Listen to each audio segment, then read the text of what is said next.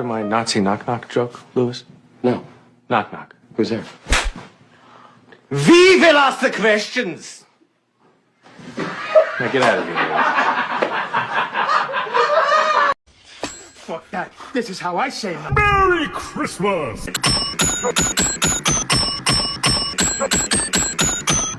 And by the way, where is the epicenter, the mecca of homosexuality, transgenderism, and take a guess. The state of Israel. Yeah. And by the way, going the Goyim in America and Europe, guess where they get to run, where there's no extradition treaties? Oh yeah, the state of Israel. I've been saying state of Israel, and I've been getting pushback from people who are supposed to be on my side because, oh, it's not all the... I'm sick of that programming. I'm sick of that. I'm sick of it. Every single one of you who is behind usury, who are posing as liberal, when in fact you are what Jesus referred to as the synagogue of Satan, I make no apologies. You are my enemy. My duty is to fight you to the end. Literally. And I'm a man, for Christ's sake. What is a man's job? What? To sit back on his butt and complain?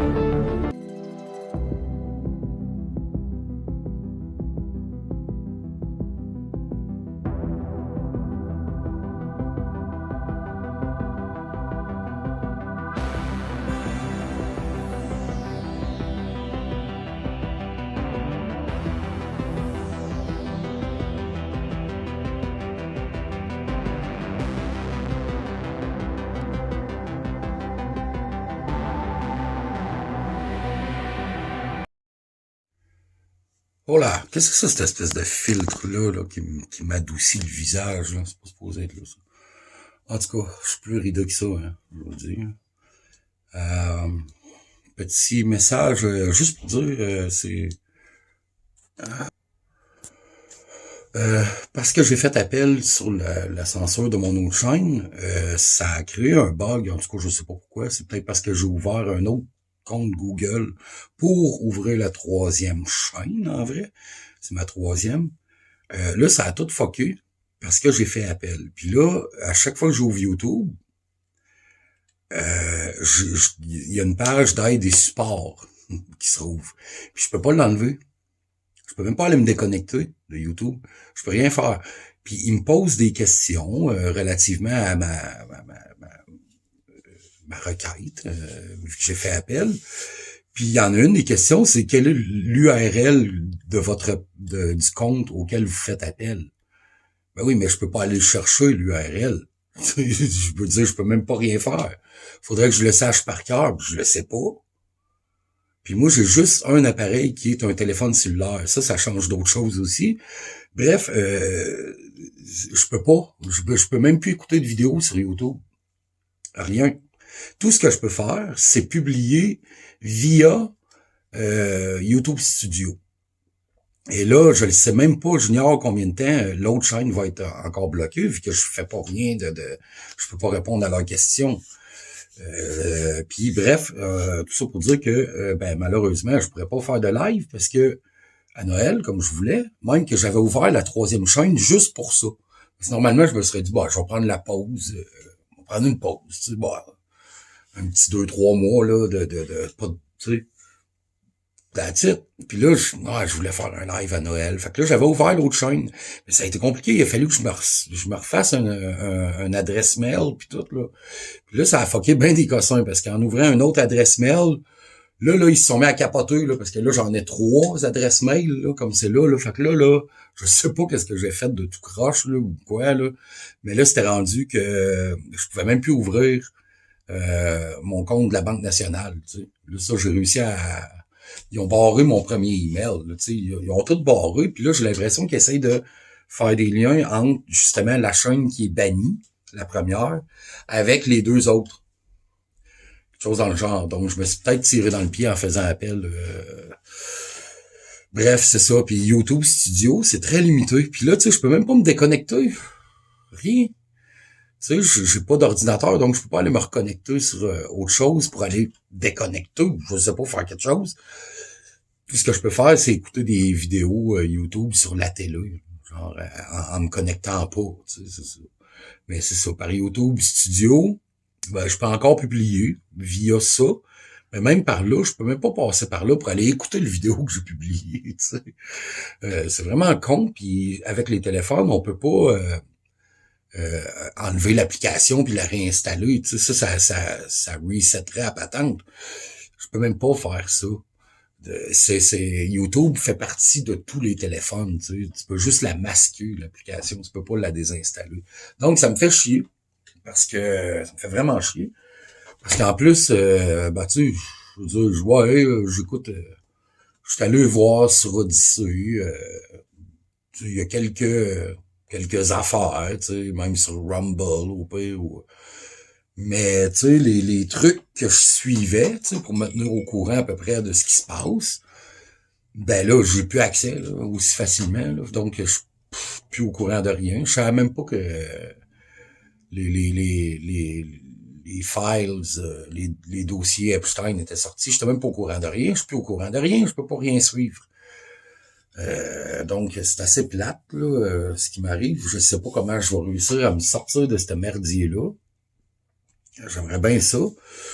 Moi, ça m'empêche, encore une fois, ben là, j'ai pas accès à mes listes de musique. Tu sais, de temps en temps, ça m'arrive d'en avoir besoin de mes listes de musique. Puis bon, en tout cas, fait que c'est ça le petit message. Je pourrais pas faire de live à Noël parce que sur YouTube Studio, il n'y a pas l'option de faire des lives. Je peux juste publier des vidéos. Fait que ça me fait vraiment chier. Je pourrais même pas aller espionner chez Glenn à soir.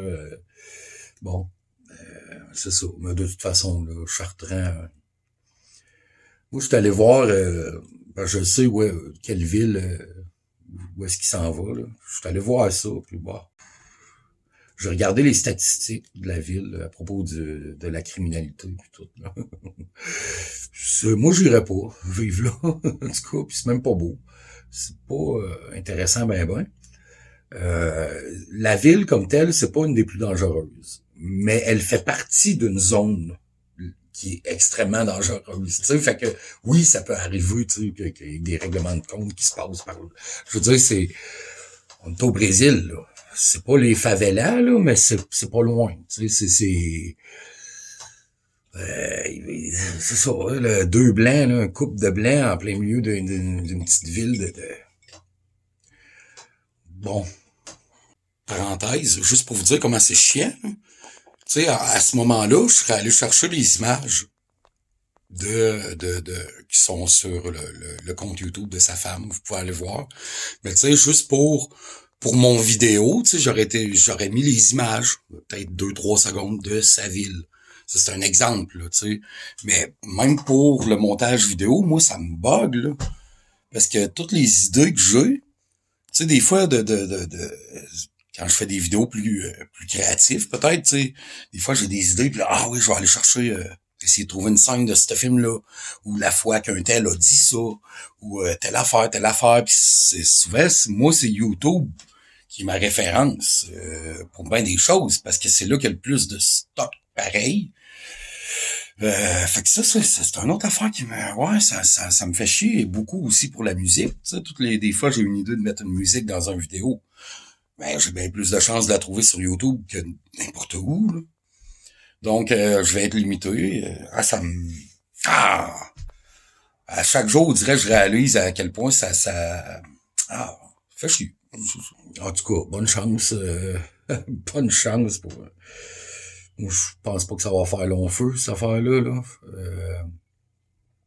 En tout cas, je souhaite pas de malheur à leur couple. Si leur couple va bien, tant mieux pour eux. Hein. Je veux dire, j'ai pas à juger quoi que ce soit.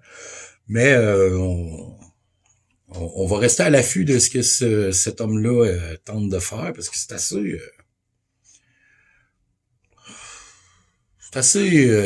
pas de classe.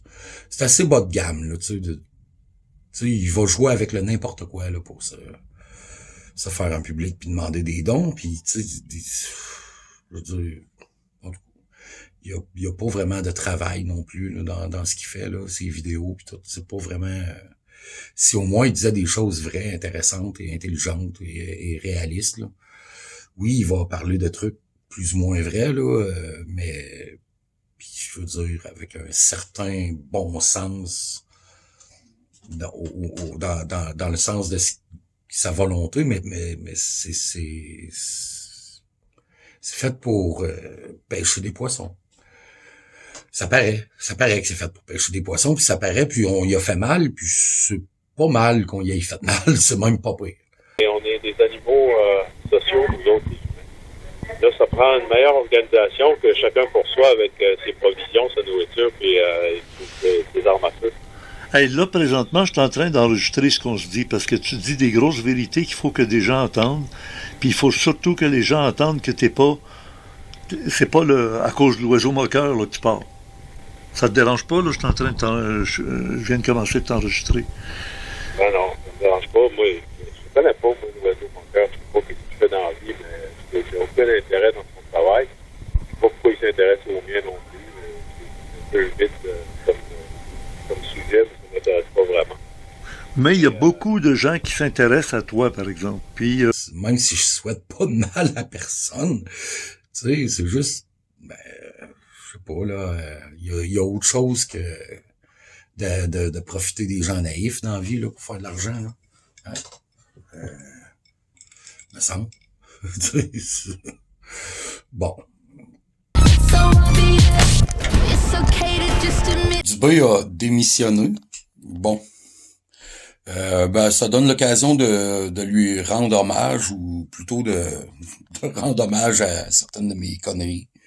Peut-être, comme quelqu'un a fait, justement, en a profité sur Facebook pour republier des trucs que j'avais fait autrefois sur Monsieur Dubé. Ça, c'est la meilleure.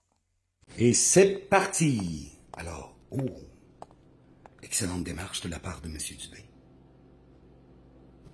Très bon alignement. Et le sourire. Excellent. Oui, vraiment, c'était impeccable. Maintenant avec Madame Anglade. Démarche assez bien. Quelle erreur de Madame Anglade. La coquetterie. Non. L'arrogance n'y était pas. Allons-y avec Madame Manon Massé. Démarche assurée. Excellent alignement. Il le sourit. Là là. Elle a des chances. Franchement, très... Elle est de retour. C'est très audacieux. Quel rebondissement, Madame Manon Massé nous a surpris avec un avis... Allégeance parfaite. De son cru. C'est assez spectaculaire, oui. Alors, les juges ne donnent qu'une seule note au gagnant. Alors, la note. C'est une note parfaite. Oui, et maintenant le nom du gagnant.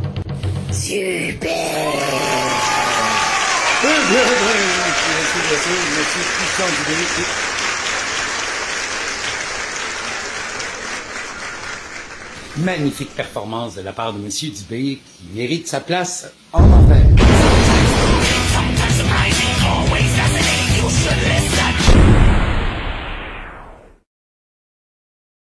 Fait que c'est ça, en gros, c'était ça, mon annonce. Je trouve ça bien plate, parce que j'ai pas vraiment de Noël, moi, cette année. Fait que c'est pour ça, je me suis dit, tu sais, je vais m'acheter de l'alcool, puis je vais faire un live. Puis ça va être drôle, puis je vais être avec une gang de rejects de Noël qui ont rien, eux autres aussi. Puis on va avoir du fun, puis on va rire. Tu sais, puis je m'étais même... j'étais pour m'organiser, même pour peut-être avoir ma guitare, puis tout, puis chanter des conneries. Si ça venait à ça, tu sais, pourquoi pas, tu sais, après plusieurs verres, puis tout, bon. En tout cas, puis j'avais ouvert la 3e chaîne uniquement pour ça, pour ramasser justement une petite gang, tu sais, que, déjà, c'est ça, là, un peu, là, la petite gang qui est là, tu sais, j'ai pas beaucoup d'abonnés sur cette chaîne-là, mais veux pas, c'est tout du monde qui sont tenus au courant, tu sais, qui me suivent de près. Donc, c'est un peu mes meilleurs, si on veut, tu sais, du monde qui me connaissent depuis longtemps, puis bon, tu sais, puis faut me connaître, moi, parce que c'est vrai, là, la dernière vidéo que j'ai publiée, il y a quelqu'un qui dit, t'as pas grand-chose à dire, toi. Ouais, Toi non plus. Hein? Toi non plus. Mais je comprends le principe, là. Tu sais, si tu tombes là-dessus, t'as rien, tu me connais pas, tu te dis, c'est coudonc, c'est quoi qu'il y a rien à dire, lui. Ben, ça dépend des jours, ça dépend des années, ça dépend de bien des choses. Ben, oui, c'est ça. Chez nous, ici, ben, je suis pas, je suis jamais tout seul. Jamais. Tout le temps quelqu'un, tout le temps, jamais tout seul. Donc, je suis moins à l'aise de faire autant de folie que j'en faisais autrefois. Même quand j'ai des idées, tu sais, des fois, ça peut m'arriver que ce soit en plein milieu de la nuit, tu sais, je veux dire, fait que, bon, c'est pas plus grave que ça, mais cet hiver, je vais avoir, je suis supposé avoir au moins un mois et demi, tout seul en forêt, chez mon père. Il va me laisser sa maison, pis tout, bon. Fait que ça risque d'être le fun. Je vais avoir je vais plus dans ma tête, dans mes affaires à moi, en nature. Je vais sûrement, c'est ça, je vais avoir le temps de filmer des beaux paysages au pire. Puis c'est ça, je vais peut-être faire des petites vidéos qui vont être plus agréables et peut-être plus intéressantes. Je sais pas, on verra. Donc c'était ça que j'avais à dire. Sur ça, voilà, en attendant que je règle mon problème, puis vous avez beau me suggérer plein d'affaires, je suis sûr que je vais l'avoir déjà essayé. Hein. Je suis incapable, je suis dans une impasse totale avec ça, là. Vraiment dans une impasse.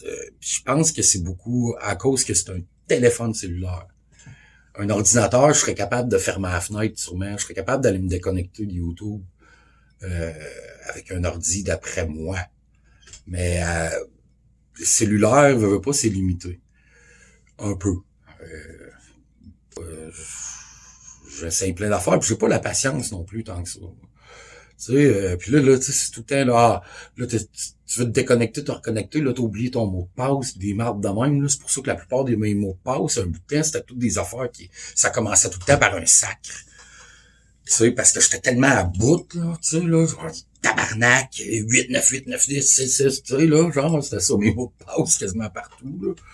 Bon, ben là, j'ai quand même des trucs, là, pour les retenir maintenant, là. Tu sais, je les change souvent, je vous le conseille aussi, assez souvent changer vos mots de passe, rien pour bon, en tout cas, je suis qui pour conseiller? J'ai pas de conseils à donner. Fait que, en attendant, ben là, c'est ça, je peux publier des trucs, là. I'm having trouble trying to sleep. I'm counting sheep but running out. Et voyez-vous comment ils sont menteurs? Puis tu sais, on le sait qu'ils sont menteurs, mais tu sais, ils se forcent même pas pour faire attention. Number 7, I lived in Israel the last 13 years. We came here only 2 weeks ago to work with the Jewish community to fight anti-Semitism, to fight this bloodthirsty, ravaging hatred. That's why you're here. That's why I'm here. And you don't know how you got shot or hurt? I know I got hit in the head. I'm bleeding. You lost a lot of blood. I've lost blood.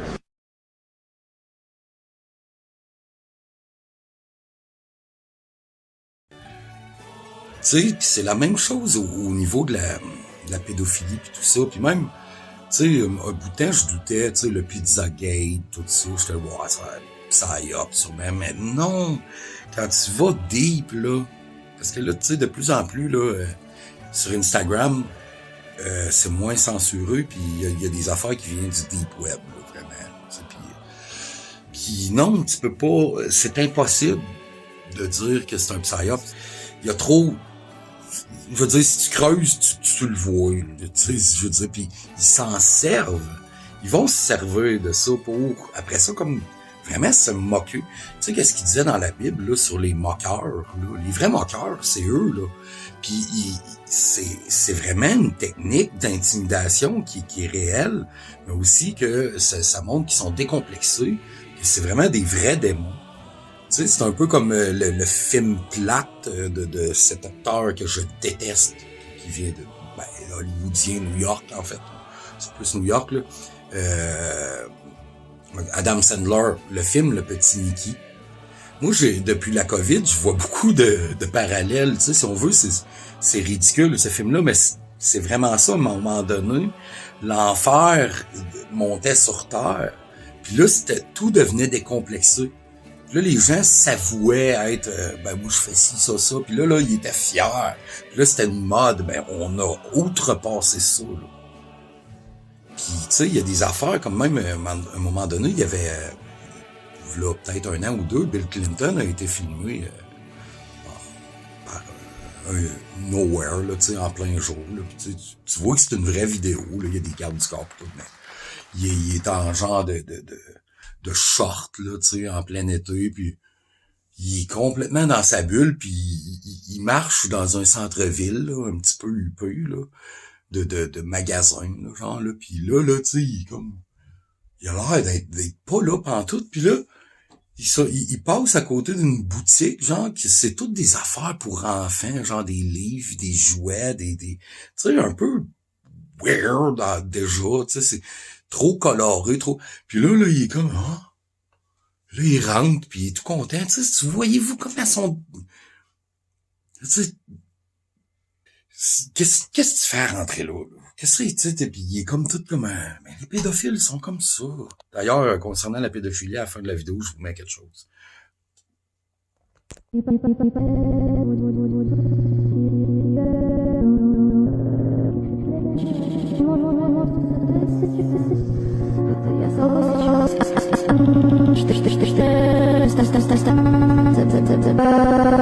Будет гладить свои лапки, я буду говорить, что у меня все в порядке. В среднем человек в день может врать до 200 000 раз.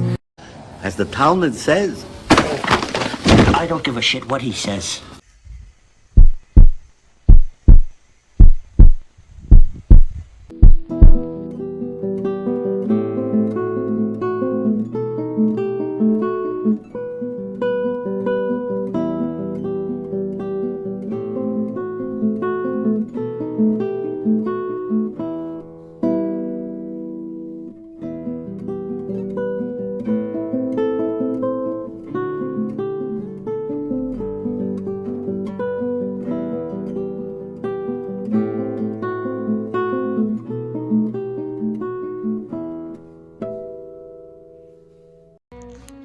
Donc, l'histoire que vous allez entendre, c'est une histoire inventée. C'est pas vrai, mais c'est très, très...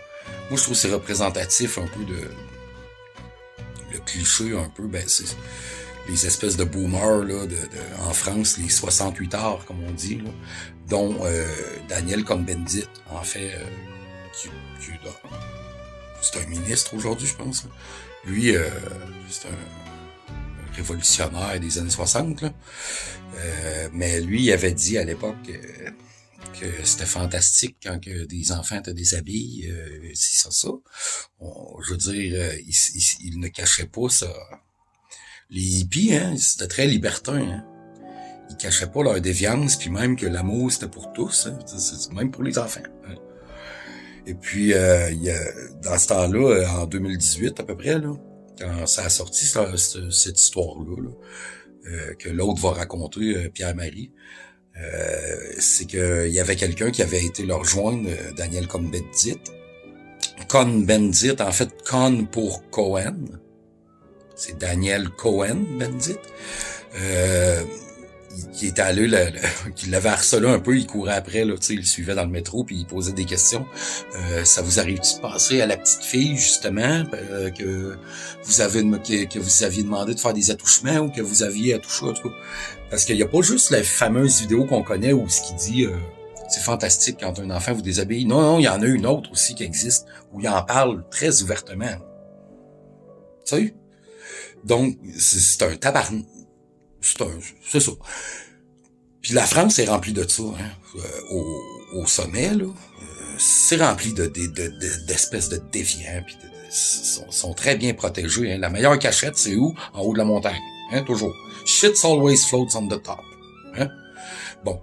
Mais c'est ça, il y avait quelqu'un qui courait après, puis en tout cas, je sais pas si la vidéo existe encore. Peut-être sur Odyssey, je sais pas. Mais, puis là, c'est ça. Fait que ce que vous allez entendre, c'est Pierre-Marie, c'est un je sais pas qu'est-ce qu'il est devenu, lui. Il passait sur ARFM de temps en temps, il y a des chroniques, c'en est un, lui, un boomer, mais qui est un peu différent des autres, disons. Ben c'est ça. Lui, il a inventé cette histoire-là. Qu'est-ce qu'elle a bien pu devenir, la petite fille, justement, qui l'a attouché. Puis tout ce qu'il raconte, il y en a qui vont trouver que c'est peut-être tiré par les cheveux, mais je vous jure que non. Moi, j'ai connu, j'ai traîné dans des bas-fonds, si on veut, là, dans ma jeunesse, puis j'ai vu des choses, j'ai entendu des histoires. Oui, ça existe. Tu sais, c'est même pire que ce qu'il y a. Tu sais? Donc voilà, je vous laisse là-dessus parce que je trouve que c'est très bon, puis c'est très représentatif des dérives, un peu des sectes. Justement, on peut, tu sais, faire un amalgame, là, mais qui est quand même réaliste. Donc voilà, sur ce, à la prochaine. Puis joyeux Noël si on se revoit pas d'ici là. Pourquoi tant de haine?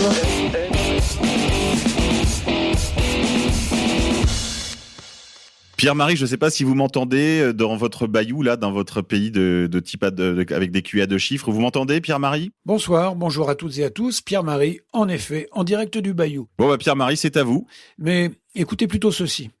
Bonjour. Est-ce que vous avez essayé de vous renseigner sur les petits-enfants que vous avez à toucher? Est-ce que vous savez ce qu'ils sont devenus? Est-ce que vous ne croyez pas que vous devriez vous en occuper, vous en préoccuper? Ce sont des vies humaines, ce sont des âmes. La question que Marc Rilewski, alias Isadora Duncan, pose à Cohn-Bendit dans le métro parisien est la bonne. Eh oui, qu'est devenue la petite fille? L'exemple qui va suivre est une possibilité parmi d'autres de ce qu'elle a pu devenir. Cet exemple illustre les thèmes de la cruauté à l'égard des enfants, de l'utilisation des petits à des fins de déviance sexuelle, voire de pédocriminalité en réseau plus ou moins spontanée. Le secteur de la psychiatrie française se dégrade tous les jours un peu plus. Et tous les jours, les destructeurs de la France jettent à la rue des personnes malades et en souffrance psychique. Ces malades, secrétés par notre, entre parenthèses, civilisation, sont ensuite instrumentalisés pour nuire à la paix publique. Enfin, ils meurent au terme d'un long martyre. Anne avait 10 ans lorsque ses parents lui ont donné un cours d'éducation sexuelle très spécial. Et bien sûr, les adultes s'embrassent, lui avait-il expliqué. Mais chez les gens modernes, la maman peut aussi faire une pipe à papa. Et devant la fillette, la maman avait fait la gâterie au père. Et sans doute bien plus. Anne ne racontait pas tout. Bienvenue dans les secrets d'une famille post-68arde. Après le divorce, Anne vivait régulièrement, seule, livrée à son père. Histoire de bien l'éduquer, il l'avait entraînée dans une secte qui prépare la venue d'extraterrestres. Pas moins. Et rien d'extraordinaire dans un pays gangréné par le New Age et autres délires ésotériques. Anne avait alors 14 ans. La première activité proposée dans cette secte au père et à la gamine avait été de s'accroupir et de s'observer l'anus avec un miroir de poche. Anne ne m'avait pas tout dit sur cette enfance et adolescence libérée. Juste évoqué des fêtes bizarres où le père conviait toute une bande de tocards, des artistes. Lui qui en fait était instituteur, alors vous avez bien entendu et avec effroi, oui, instituteur. Lui se proclamait poète et éditeur. Il était à lui tout seul une caricature de merde de cette gauche prônant le naturisme, la libération sexuelle, le cul pour tous, et s'il est LGBT, c'est encore mieux. En plus, avec une grand-mère communiste déportée, et peut-être, disait-il, des ancêtres juifs maranes, on sentait qu'on avait affaire à un génie qui devait se concentrer sur son œuvre. Imaginez une gamine traînant semaine après semaine de pièces sombres en pièces enfumées, une gamine dans la nuit avec des crétins dopés et des connasses lubriques. Imaginez cet enfant perdu dans l'égoïsme taré de ses parents, déjà dépressive et qui arrête ses études à 16 ans. Le père a dû crier « Allez, vive Rimbaud, en avant le bateau ivre !» Plus de 20 ans après, j'ai revu Anne.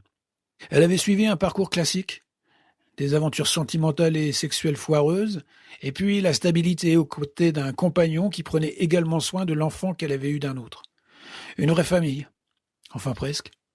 Nous avions reparlé des épisodes glauques d'antan. Il lui avait fallu fréquenter une association spécialisée dans les soins d'après-inceste.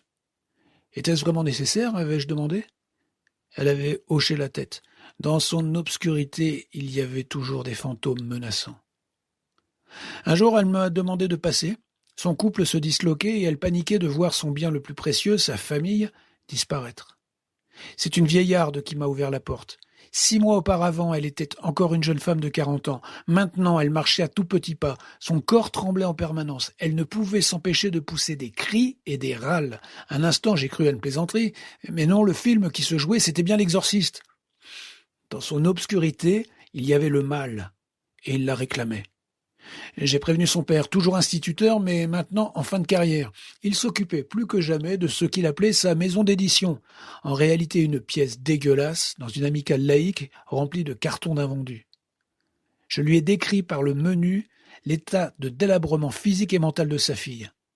Il a tout minimisé, fait semblant de ne pas comprendre. Depuis toujours, le poète-éditeur était une salope. Il le resterait jusqu'au bout. Quelques mois passent.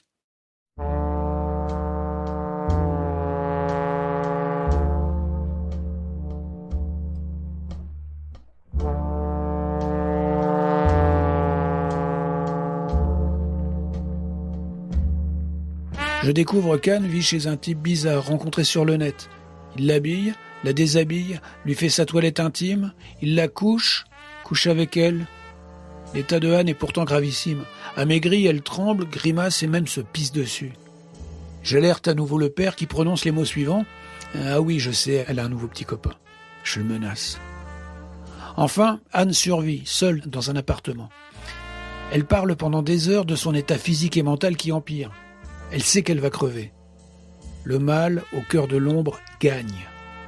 Autre appel, elle a rencontré des types lors d'un séjour en hôpital psychiatrique. Tout ce petit monde squatte chez elle et amène des quantités d'alcool.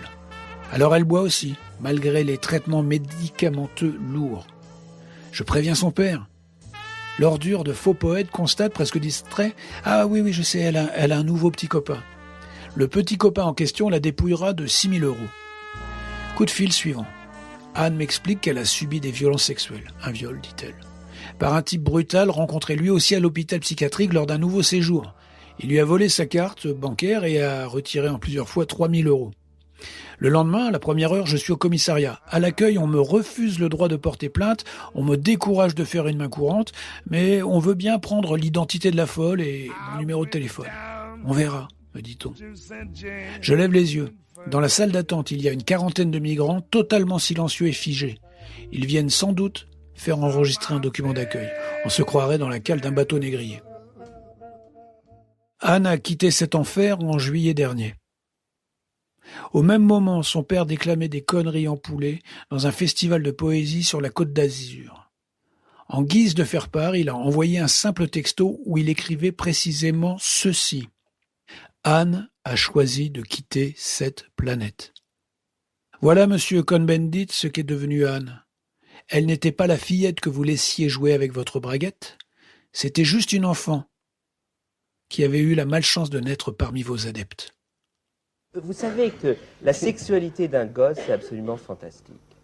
C'est quand même, il faut être honnête, sérieux, un petit gosse. Moi, j'ai travaillé avec avant, les tout petits, là, les tout petits, c'est autre chose, mais avec des gosses qui avaient entre 4 et 6 ans. Vous savez, quand une petite fille de 5 ans et demi, commence à vous déshabiller, c'est fantastique. Pourquoi tant de haine ?